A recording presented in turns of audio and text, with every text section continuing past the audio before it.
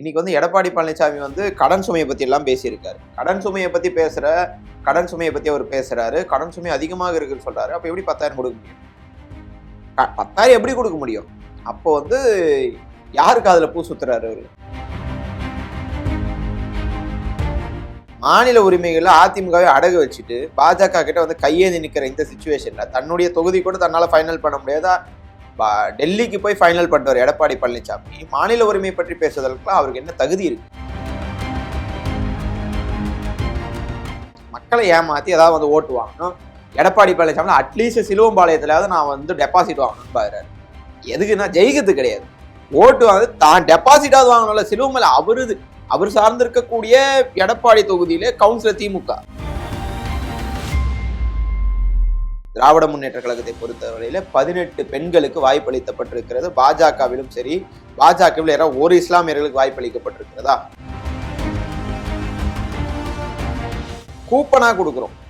அந்த கூப்பனை நீங்க ரீடீம் பண்ணிக்கலாம். ஆனா 8,000 ரூபாயில என்ன சார் வாங்குவீங்க? ஃப்ரிட்ஜ் வேணும்னு சொல்லிட்டு உங்ககிட்ட யாராவது வந்து மக்கள் கேட்டாங்களா? இல்ல வந்து இபிஎஸ் கிட்ட யாராவது வந்து மக்கள் கேட்டாங்களா? தொலைக்காட்சி வேணும்னு மக்கள் கேட்டாங்களா? மிக்சி, கிரைண்டர் கொடுத்தாங்க, ஃபேனு கொடுத்தாங்க. இது மூணு இப்ப எங்கேயாவது ஒரு வீட்டுல உங்களால பார்க்க முடியுதா? கிராமப்புறங்கள்ல பாக்குறதுக்கான சாத்தியம் இருக்கு. அது நீங்க தயவு செய்து எனக்கு நீங்க யாராவது இருந்தா போட்டோ கூட எடுத்து காட்ட சொல்லுங்க. எங்கேயுமே கிடையாது. அது எங்க வீட்லயே அது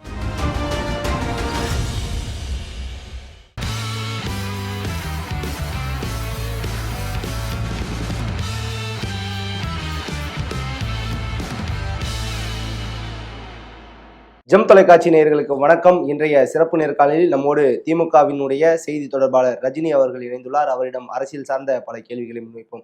சார் வணக்கம். வணக்கம். எப்படி இருக்கீங்க? நல்லா இருக்கேன். தேர்தல் களம் சூடு பிடிக்க ஆரம்பிச்சிருச்சு. எப்படி இப்போ இந்த டைம்ல வந்து திமுக ஒரு வாக்குறுதியை வந்து கொடுத்துருக்காங்க. இதை பத்தி என்ன நினைக்கிறீங்க? ஃபர்ஸ்ட் அந்த வாக்குறுதியை எப்படி பாக்குறீங்க? ஏன்னா எதிர்கட்சிகள் எல்லாம் வந்து சென்ற ஆண்டு தேர்தலில் வந்து 505 வாக்குறுதிகளை கொடுத்தாங்க, அதுல பாதி இன்னும் நிறைவேற்றல அப்படிங்கிற ஒரு குற்றச்சாட்டை முன்வைக்கிறாங்க. இந்த நேரத்துல முதல்வர் மு க ஸ்டாலின் அவர்கள் திரும்பவும் வந்து வாக்குறுதிகளை நிறைய கொடுத்திருக்காரு. இதை பத்தி என்ன நினைக்கிறீங்க? ஃபர்ஸ்ட் முதலாவதாக எல்லா தேர்தல்களிலும் கலைஞர் காலத்திலிருந்து எல்லா தேர்தல்களிலும் வருகிற தேர்தல் அறிக்கை என்பது அந்த தேர்தல் காலகட்டத்தில் கதாநாயகனாக வலம் வரும். அதே போலதான் இந்த தேர்தல் அறிக்கையும் திராவிட முன்னேற்ற கழகத்தின் சார்பாக வெளியிடப்பட்ட தேர்தல் அறிக்கை ஒரு கதாநாயகன் மட்டுமல்ல, கதாநாயகியும் அதுதான். ஏன்னா பெண்கள் சம்பந்தமாக, பெண்கள் பற்றி, பெண்களுடைய பாதுகாப்பு பற்றி, பெண்களுடைய வளர்ச்சி பற்றி பெரிதும் எதிர்பார்க்கப்பட்ட எல்லா விஷயங்களும் அதற்கும் ஒருபடி மேலே போய் கூட அந்த வாக்குறுதிகள்லாம் இடம்பெற்று இருக்கிறது. எதிர்கட்சிகளுக்கு போன முறை 505 வாக்குறுதிகள் தந்தார்கள், அதுல பாதி நிறைவேற்றவில்லை என்று தேர்தல் காலத்தில் சொன்னால் மக்கள் நம்பி விடுவார்கள் என்று பரப்பப்படுகிற ஒரு பொய் பிரச்சாரம். அதில் 505 வாக்குறுதிகளில் 404 நிறைவேற்றி இருக்கிறோம். ஒரு 35 வாக்குறுதிகள் நிதி பற்றாக்குறையின் காரணமாக நிறைவேற்ற முடியாமல் இருக்கிறது. சில 60க்கும் மேற்பட்ட வாக்குறுதிகள் ஒன்றிய அரசின் பரிசீலனை, அதாவது அதுல ஸ்டேட் கவர்மெண்டோட பங்கும் இருக்கு, சென்ட்ரல் கவர்மெண்டோட பங்கும் இருக்கு. So state government has approved, central government ஒன்றிய பாஜக அரசு அதை வந்து செயல்படுத்த முட்டுக்கட்டையாக இருக்கிற காரணத்தினால் இந்த ஒரு விஷயமும் சொல்லியிருந்தீங்க. பெட்ரோல் விலை வந்து லிட்டருக்கு 5 ரூபாய் குறைப்போம் அப்படின்னீங்க, 3 ரூபாய் தான் குறைச்சிங்க. அதே மாதிரி டீசல் விலை 4 ரூபாய் குறைப்போம் நீங்க, அதுக்கான ஸ்டெப்ஸ் எடுக்கல. இதெல்லாம் வந்து தவறாக சொல்ல வேண்டாம். கொடுத்த வாக்குறுதி எத்தனை ரூபாய் குறைப்போம்னு சொன்னமோ அத்தனை ரூபாய் தான் குறைச்சோம். ஆவின் பால் விலை எத்தனை ரூபாய் குறைப்போம்னு சொன்னமோ அத்தனை ரூபாய் குறைச்சோம். 5 ரூபாய் சொல்லிட்டு 3 ரூபாய் குறைக்க கிடையாது. நீங்க உங்களுக்கு வேண்டுமானால் 2021 தேர்தல் அறிக்கை எடுத்து காட்டுங்க, அதில் அறிக்கை எனக்கு காட்டுங்க. அறிக்கையில சொல்லி செயல்படுத்தாத பெட்ரோல் விலை நீங்க இவ்வளவு சொன்னீங்க, இவ்வளவு குறைக்கல அப்படின்னு தான் இருக்காங்க. ஆவின் பால் விலையே குறைக்க மாட்டேங்குது திமுக அரசுன்னு சொன்னாங்க. 2011 அம்மையார் ஜெயலலிதா அவர்கள் ஆட்சிக்கு வந்தோடனே பால் விலையெல்லாம் உயர்த்தினாங்க. ஆனா ஆட்சிக்கு 2021 தலைவர் தளபதி வந்தோடனே பால் விலையை குறைச்சாரு. ஆவின் பால் விலையை லிட்டருக்கு 3 ரூபாய் குறைச்சாரு. அப்போ தேர்தல் வரப்போ 5 வருஷம் தானே, மக்கள் மறந்துட்டு இருப்பாங்க, நம்ம ஏதாவது ஒரு பொய்ய சொல்லுவோம் அப்படின்னு சொல்லுகிற ஒரு விஷயம்தான். சொன்ன வாக்குறுதியை தவிர்த்து சொல்லாத வாக்குறுதியும் சிலவற்றை எங்களுடைய தலைவர் அவர்கள், அதாவது சிலவற்றை என்று சொல்வதை விட பலவற்றை செய்திருக்கிறார். தமிழ் புதல்வன் திட்டம், புதுமை பெண் திட்டம், அதுக்கப்புறம் வந்து இன்னுயிர் காப்போம் நம்மை காப்போம் 48 திட்டம், நான் முகவரி திட்டம், அதாவது முதல்வரின் முகவரி திட்டம் அப்படின்னு சொல்லிட்டு சில திட்டங்களை இல்லம் தேடி மருத்துவம். இல்லம் தேடி மருத்துவம் அப்படின்று இல்லம் தேடி கல்வியாக இருக்கட்டும், மக்களை தேடி மருத்துவமாக இருக்கட்டும், இதெல்லாம் சொல்லாத செஞ்ச விஷயங்கள் தான். சொன்னதையும் செய்திருக்கிறார், சொல்லாதையும் செய்திருக்கிறார். வாக்களித்தவர்களுக்கும் செய்திருக்கிறார், வாக்களிக்காதவர்களுக்கும் செய்திருக்கிறார். 2026 அதே போலதான். வாக்களிக்கும் மக்களுக்கு வாக்களித்தது நம்ம கரெக்டான சரியான ஆளுக்கு தான் வாக்களிச்சிருக்கோம் அப்படின்னு சொல்லிட்டு வாக்களிக்கக்கூடிய ஒரு மக்கள் இன்றைக்கெல்லாம் தயாராயிட்டாங்க. ஓகே, இன்னொரு வாக்குறுதி மகளிருக்கு அந்த மகளிர் உரிமை தொகை 2000 உயர்வுன்னு சொல்லி 2026 வாக்குறுதியில கொடுத்துருங்க. 2021 வாக்குறுதியில 1000 ரூபாய் கொடுக்கப்பட்டதே பல மாதங்கள் கழித்து தான் வந்து கொடுத்தாங்க அப்படிங்கிற ஒரு குற்றச்சாட்டு இருக்குல்ல. ஒரு பள்ளத்தை தோண்டி வச்சிடுறீங்க. அந்த பள்ளத்தை அது மாதிரி எல்லாருக்குமே கொடுக்கல அப்படிங்கிற ஒரு சிலர் ஒரு பள்ளத்தை தோண்டிடுறாங்க. அந்த பள்ளத்தை அந்த நிலத்துக்கு நிகரா வர்றதுக்கு நம்ம என்ன பண்ணணும்? காத்திருக்க கூடாது. அந்த மண்ணு, அதாவது அந்த மண்ணை போட்டு ஃபில் பண்ணி அதாவது அந்த சரி நிகரா வர்ற வரையும் அந்த மண்ணை போட்டு ஃபில் பண்ணணும். தமிழ்நாட்டினுடைய நிதியினுடைய வளர்ச்சியும் சரி, பொருளாதார வளர்ச்சியும் சரி, அகல பாதாளத்திற்கு தள்ளியவர்கள் 10 ஆண்டு காலமாக அதிமுகவை சேர்ந்தவர்கள். எடப்பாடி பழனிசாமியாக இருக்கட்டும், அம்மையார் ஜெயலலிதாவாக இருக்கட்டும், 2 பேரும் ஆண்டாங்க. அன்னைக்கு கையாலாகாத தனத்தால் அவர்கள் அகல பாதாளத்திற்கு கொண்டு போயிட்டாங்க. அந்த நிதிநிலையெல்லாம் பாக்குறப்போ இது வந்தவுடனே எந்த திட்டமும் செயல்படுத்த முடியாதுன்னு சொன்னாங்க. ஆனா வந்த உடனே, அதாவது மகளிர்களுக்கு இலவச பேருந்து கொடுக்கவே முடியாதுன்னாங்க. அந்த நிதி பற்றாக்குறை சூழ்நிலையும் திமுக அரசு அதை செயல்படுத்தியது. 1000 ரூபாய் கொடுக்குற திட்டம், அதாவது மொத்தம் காலி பண்ணி வச்சிருக்காங்க. கஜானாவே காலியா இருந்துச்சு. அப்போ என்ன பண்ணலாம்? ஸ்டார்ட் அப்ஸை உண்டாக்குறதா இருக்கட்டும், பல திட்டங்களை தமிழ்நாட்டுக்கு கொண்டு வரதாக இருக்கட்டும். அப்படி கொண்டு வந்த பிறகு படிப்படியாக நாங்கள் கொண்டு வந்தோம். 2023 அண்ணா பிறந்த நாள் அன்றைக்கு நாங்கள் அதை செயல்படுத்த ஆரம்பித்தோம். இன்றைக்கு 1,32,00,000 பெண்கள் இன்றைக்கு பயன்பெற்று வருகிறார்கள். அது நாங்க ஏன் நீங்க எல்லாருக்கும் கொடுக்குற நீங்களே இவ்வளவுதான் பெண்கள் என்று கேட்கும்போது, எனக்கு அதாவது ஒருத்தருக்கு டச் போன் யூஸ் பண்ணுவாங்க.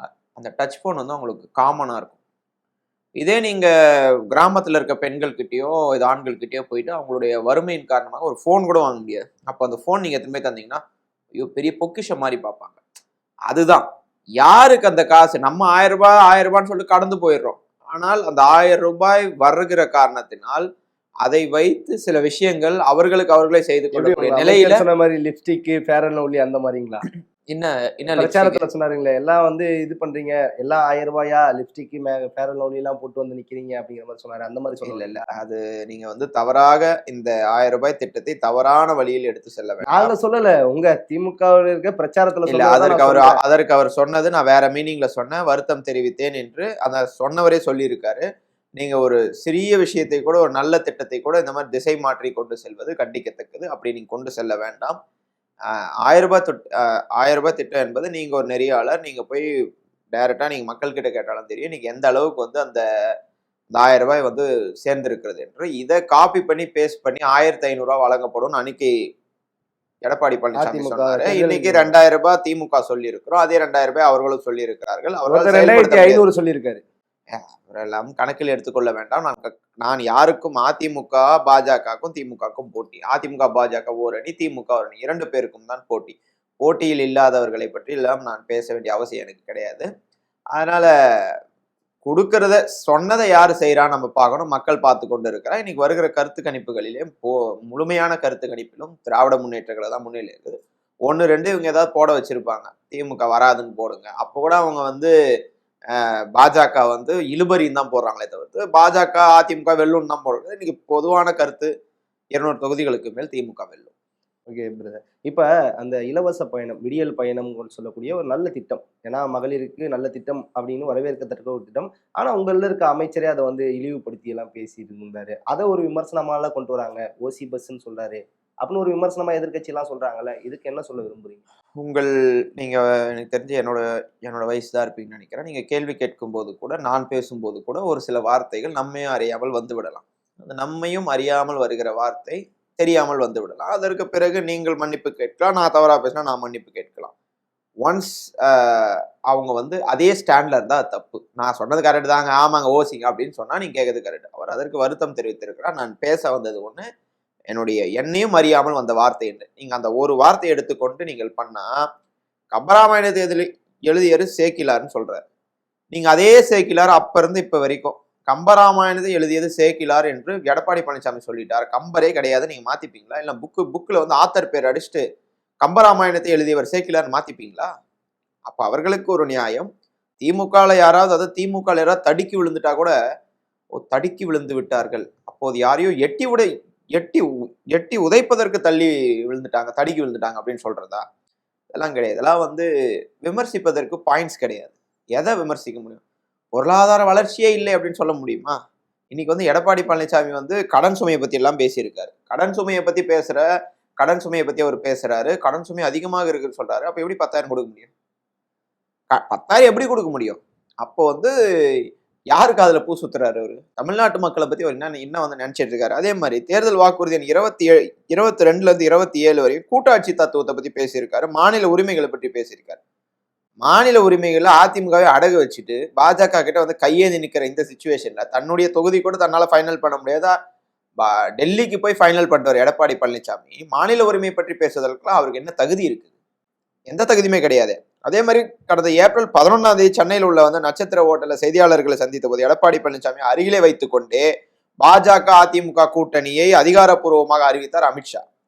அமித்ஷா அறிவிக்கிறப்ப கூட்டணியை பத்தி அறிவிக்கிறது கூட உங்களுக்கு வந்து தகுதி கிடையாது. அப்போ நீங்க என்ன மாநில உரிமையை பத்தி மீட்டு கொண்டு வர போறீங்க? மாநில உரிமைன்னா மாநில உரிமைகளுக்கு எங்க தீர்மானம் நிறைவேற்றி அதை வந்து மாநில சுயாட்சியோடைய தீர்மானம் நிறைவேற்றி இன்றைக்கு வந்து ஒரு கமிஷன் போட்டு இன்றைக்கு சீரும் சிறப்புமாக செய்திருக்கிற தலைவர் முத்துவேல் கருணாநிதி ஸ்டாலின். மாநில உரிமை பற்றி பேசுவதற்கு எடப்பாடி பழனிசாமிக்கு எந்த தகுதியும் கிடையாது. அதே மாதிரி வந்து தேர்தல் அறிக்கையில், அதிமுக தேர்தல் அறிக்கையில மாநிலங்களுக்கு அதிக வரி பகிர்வு, அதாவது செஸ் வரியை மாநிலங்களுக்கு பகிர்ந்தளிக்கப்படும் வரியாக மாற்றுவது, கல்வியை மாநில பட்டியலுக்கு மாற்ற வேண்டும் என்பதை பாஜக கூட்டணி அமைக்கும் போதே நிபந்தனையா வைத்திருக்கலாம். நீங்க அன்னைக்கு பாஜக டிஎம்கே கூட்டணி வைத்தாங்க 1999ல காமன் மினிமம் ப்ரோக்ராம்னு ஒன்று வச்சு, இதுக்கு நீங்க ஒத்துக்கினாதான் நாங்க உள்ள வருவோம். எடப்பாடி பழனிசாமி இந்த மாதிரி வரி பகிர்வுல வந்து இது எங்களுக்கு கொஞ்சம் இன்க்ரீஸ் பண்ணி கொடுங்க, செஸ் வரியை கொஞ்சம் இன்க்ரீஸ் பண்ணி கொடுங்க அப்படின்லாம் அன்னைக்கே கோரிக்கை வச்சிருக்கலாம். இப்போ ஒரு தேர்தல் அறிக்கையில் அதை கொண்டு வராரு. ஏன் தேர்தல் அறிக்கையில் கொண்டு வரனா? மக்களை வந்து ஏமாத்தணும், மக்களை ஏமாத்தி ஏதாவது வந்து ஓட்டு வாங்கணும். எடப்பாடி பழனிசாமி அட்லீஸ்ட் சிலுவம்பாளையத்திலாவது நான் வந்து டெபாசிட் வாங்கணும்னு பாக்குறாரு.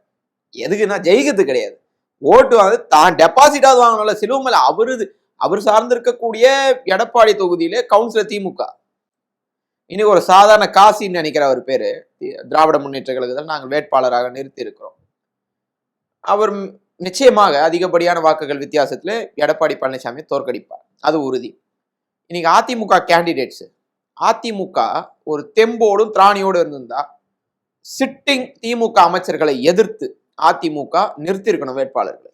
18 அமைச்சர்களை எதிர்த்து கூட்டணி கொடுத்துருக்காங்க. தமாக அவர் பாவம் சைக்கிள் ஓட்டு வர்றாரு, அவர்கிட்ட திரும்ப நீ 3 அமைச்சரை எதிர்த்து நில்லுன்னா அவங்க 3 பேர் களத்திற்கு வர்றதை பற்றி நான் எதுவும் சொல்ல விரும்பல. வரட்டும், வந்து அவர்கள் டெபாசிட் வாங்க வேண்டும் என்று நான் மனதார வேண்டிக் கொள்கிறேன். நான் கண்டிப்பா டெபாசிட் வாங்கினவங்க. ஏன்னா அவன் சைக்கிள் ஓட்டிட்டு அவர்கள் வந்து களத்திற்கு வருவது என்பது ஒரு பெரிய விஷயம் தான். அவர் வந்து நிற்கட்டும். ஏன் எடப்பாடி பழனிசாமி அந்த துணிவு கிடையாதா? இன்னைக்கு வந்து காஞ்சிபுரம் எடுத்துக்கோங்க. இப்போ காஞ்சிபுரத்துல வந்து எங்களுடைய திராவிட முன்னேற்ற கழகத்தின் வேட்பாளர் அண்ணா பிறந்த மண். அண்ணா பிறந்த மண்ணில் ஒரு பெண்ணை வேட்பாளராக நிறுத்துறோம். இது வந்து எவ்வளவு பெரிய புரட்சி. ஒரு பெண்ணை வேட்பாளராக நிறுத்துறோம். அதை எதிர்த்து போட்டியிடுபவர் சோமசுந்தரம் என்கிற முன்னாள் அமைச்சர். அவரை பத்தி ஹிஸ்டரி எடுத்துக்கிட்டார். 2016ல அங்க போட்டியிட்டு, அதாவது காஞ்சிபுரத்துல போட்டியிடுறாரு சார், தோல்வி அடைந்தார்.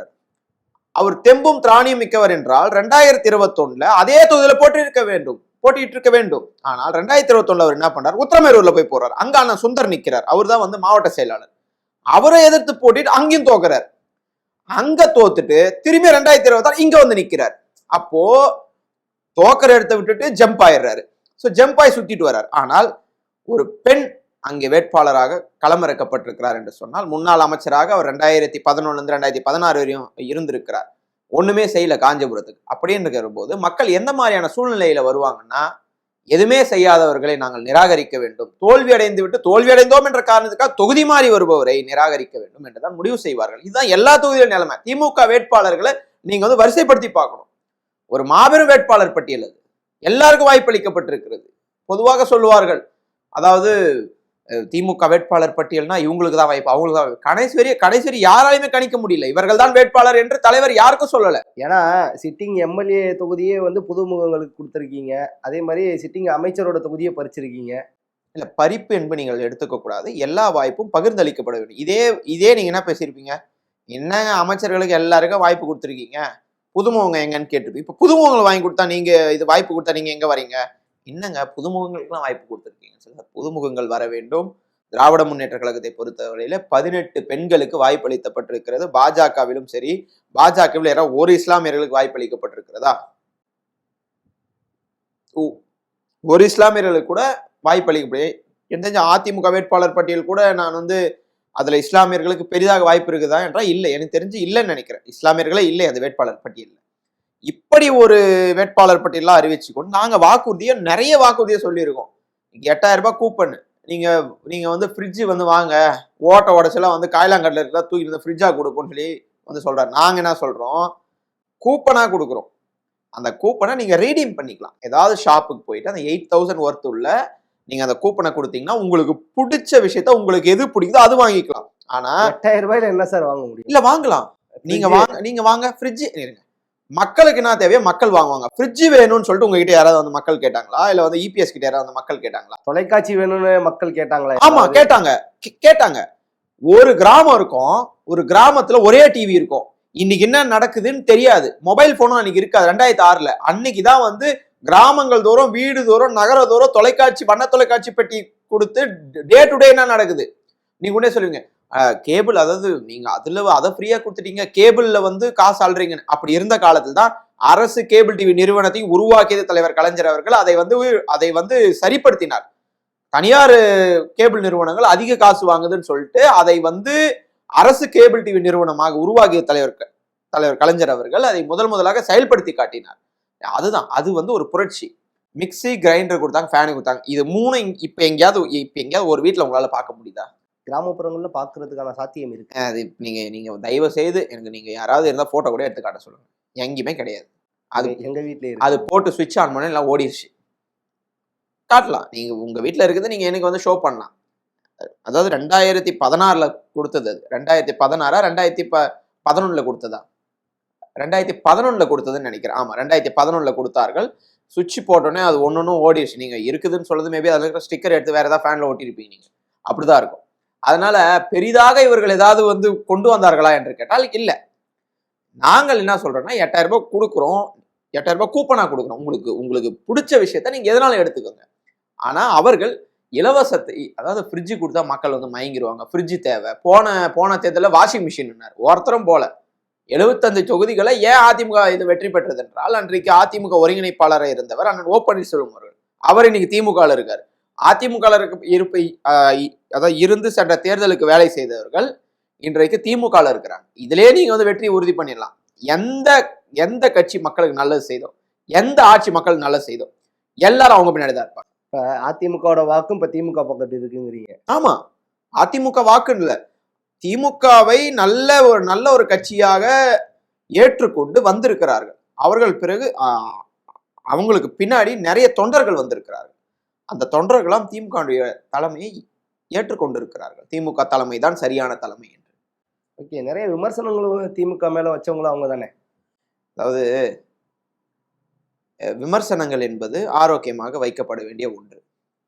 அதிமுக இருப்பவர்கள் திமுக ஆதரவாக பேச முடியாது, திமுக இருக்கிறவங்க அதிமுக ஆதரவாக பேச முடியாது. அவங்க ஸ்டாண்ட்ல இருக்கிறப்போ அவங்க பேசுறாங்க. அதற்கு பிறகு தவறை உணர்ந்து கொண்டு, ஆமா நம்ம பேசுறதுதான் தப்பு தான், நமக்கு இந்த தலைமை சரியா வராது, திமுக தலைமை தான் சரியா வரும், அதுதான் நமக்கு தாய் கழகம்னு வந்து சேர்ந்திருக்கிறாங்க. கடந்த தேர்தலில் 10 லட்சம் பேருக்கு வேலை வாய்ப்பு அப்படிங்கிற ஒரு விஷயத்த சொன்னீங்க. அதை என்ன சரியா நீங்க நடைமுறைப்படுத்தல அப்படின்னு எதிர்கட்சிகள் எல்லாம் குற்றம் சாட்ட வைக்கிறாங்க. இதை பத்தி என்ன நினைக்கிறீங்க? இல்ல, அதை நாங்கள் நடைமுறைப்படுத்தி இருக்கிறோம். 10 லட்சம் பேருக்கு இது நடைமுறைப்படுத்தி இருக்கிறோம். அதற்கான ஆதாரங்களும் வந்து என்னிடமே இருக்கிறது. நீங்கள் வந்து பொதுவாக எதுவுமே செயல்படுத்தவில்லை என்று சொல்வதற்கு இந்த ஆட்சியில் எதுவுமே கிடையாது. இல்ல, குற்றச்சாட்டு வைக்கிறாங்க. குற்றச்சாட்டு வைக்கலாம். குற்றச்சாட்டு என்பது யார் வேண்டுமானாலும் வைக்கலாம். அது வந்து ஆதாரபூர்வமாக இருக்க வேண்டும் என்பதை என்னுடைய வேண்டுகோள். விவசாய கடன் தள்ளுபடி எல்லாருக்கும் நீங்க ஒரு சிலருக்கு பண்ணீங்க, கல்வி கடன் தள்ளுபடி எல்லாருக்கும் நீங்க ஒரு சிலருக்கு பண்ணீங்க, அப்படியெல்லாம் குற்றச்சாட்டு வைக்கிறாங்க இல்லையா? அதாவது கடந்த 4 ஆண்டுகள்ல மட்டும் நாள்தோறும் சராசரியாக 530 நாள்தோறும் சராசரி டெய்லி ஒரு ஆவரேஜா 530 பெண் தொழில் முனைவோர்களை உருவாக்கியுள்ளதாக நான் சொல்லல. ஒன்றிய அரசே சொல்லியிருக்கு. தமிழ்நாட்டுல மட்டும் ஒரு நாளைக்கு ஆவரேஜா 530 பெண் தொழில் முனைவோர்கள் உருவாகி கொண்டிருக்கிறார்கள் என்று அவர்கள் சொல்லியிருக்கிறார்கள். அதாவது 2024, 25 அதாவது நிதியாண்டுல நேரடி அந்நிய முதலீட்டுல டாப் 5ல உள்ள மாநிலங்கள்ல 50% தாண்டிய முதலீடுகளை ஈர்த்த ஒரே மாநிலம் தமிழ்நாடு. கடந்த 5 ஆண்டுகள்ல 12.37 லட்சம் கோடி முதலீடுகள் ஈர்க்கப்பட்டு 36.52 லட்சம் பேருக்கு வேலை வாய்ப்பு உருவாக்கி உள்ளது திராவிட மாடல் அரசு. Not 10 lakhs, not only 10 lakhs, அது வந்து 36,52,00,000 பேருக்கு வேலை வாய்ப்பை உருவாக்கி இருக்கிறோம். 10 லட்சம் சொன்னீங்க, 10 லட்சம் செயல்படுத்தல. நீங்க நான் வந்து ஆதாரத்தோட சொல்றேன். நான் சொல்லல. இல்ல அதுதான் சொல்றது உங்களுடைய, அதாவது பிரச்சாரம் தான் சொல்றேன். எதிர்க்கட்சியோட கேள்வியா நீங்க வந்து என்கிட்ட கேட்கறீங்க, நான் உங்களுக்கு பதில் சொல்றேன். நீங்க உங்க தொலைக்காட்சி மூலியமாக அவர்களுக்கு தெரியப்படுத்துங்க. 36.52 லட்சம் பேருக்கு வேலை வாய்ப்பை உருவாக்கி உள்ளது. கடந்த 5 ஆண்டுகள்ல 18 லட்சம் கோடி முதலீடுகளை ஈர்த்து 50 லட்சம் பேருக்கு வேலை வாய்ப்புகளை உருவாக்குறோம் என்கிற முதலமைச்சர் மு.க. ஸ்டாலினின் தேர்தல் இது வாக்குறுதி இந்த தேர்தல் அறிக்கையில் இடம்பெற்றிருக்கிறது. போன முறை 10 லட்சம், நீங்க இந்த முறை 50 லட்சம் சொல்லியிருக்கோம். 10 லட்சம் சொல்லிட்டு 36 லட்சத்தை நாங்க உருவாக்குறோம்னா நீங்க 50 லட்சத்தை கணக்கிட்டு பாருங்க. அப்ப எவ்வளவு பேருக்கு நாங்கள் வேலை வாய்ப்பை உருவாக்குவோம் என்று மக்கள் பார்த்து கொண்டிருக்கிறார்கள். மக்கள் முடிவு செய்ய போகிறார்கள். பொதுவாக திமுகவுடைய தேர்தல் அறிக்கை எப்போதுமே எங்கள் தலைவர் எல்லா பிரச்சாரத்திலும் சொல்வார், நாங்கள் சொன்னதை செய்வோம், சொல்லாததையும் செய்வோம் என்று. 2021 தேர்தலில் சொன்னதையும் செய்திருக்கிறார், சொல்லாததையும் செய்திருக்கிறார். வாக்களித்தவர்களுக்கும் செய்திருக்கிறார், வாக்களிக்காதவர்களுக்கும் செய்திருக்கிறார். எதிர்த்தவர்களுக்கும் செய்திருக்கிறார், எதிர்க்காதவர்களுக்கும் செய்திருக்கிறார். ஆதரவாக இருந்தவர்களுக்கும் செய்திருக்கிறார், ஆதரவு கோரியவர்களுக்கும் செஞ்சிருக்கிறார். எதிரணியிலே இருந்து திமுகவை இழிவாக பேசியவர்களுக்கும் நலத்திட்டங்களை செய்திருக்கிறார். இது எல்லோருக்குமான ஆட்சி என்பதை எங்களுடைய முதல்வர் நிரூபித்திருக்கிறார். திராவிட மாடல் 2.0வை 2030 ஒரு அசுர வளர்ச்சியை தமிழ்நாடு அடைய வேண்டும் என்று சொன்னால் அனைவரும் உதயசூரியன் சின்னத்திலே வாக்களிக்க வேண்டும் என்று உங்கள் தொலைக்காட்சி வாயிலாக அன்போடு கேட்டுக்கொள்கிறேன் மக்களை. Okay brother. இப்போ எல்லாம் வேட்பு மனு தாக்கல்லாம் வந்து செய்ய ஆரம்பிச்சிட்டாங்க. அதை பற்றி என்ன நினைக்கிறீங்க? நேற்றே வந்து 3 முதல்வர் வேட்பாளர்கள் வந்து வேட்பு மனு தாக்கல் பண்ணியிருக்காங்க. எனக்கு என்னை பொறுத்தவரையில் நான் தொலைக்காட்சியில் பார்த்தது, எங்களுடைய தலைவர், தமிழ்நாட்டினுடைய நிரந்தர முதலமைச்சர் தங்க தளபதியார் அவர்கள் கொளத்தூரிலே வேட்புமனு தாக்கல் செய்தார். அவர் வேட்புமனு தாக்கல் நேற்று செய்ததற்கு மல்டிபிள் ரீசன்ஸ் இருக்கு. அவருடைய பிரச்சாரத்தை தொடங்க வேண்டும். இன்றைக்கு திருவாரூர் சென்று விட்டார். இப்ப நம்ம பேசிக்கொண்டு இருக்கிற நேரம் திருவாரூர்ல இறங்கிட்டாரு. தலைவர் கலைஞர் அவருடைய பிறந்த மண்ணான திருவாரூரிலிருந்து பிரச்சாரத்தை தொடங்குகிறார்.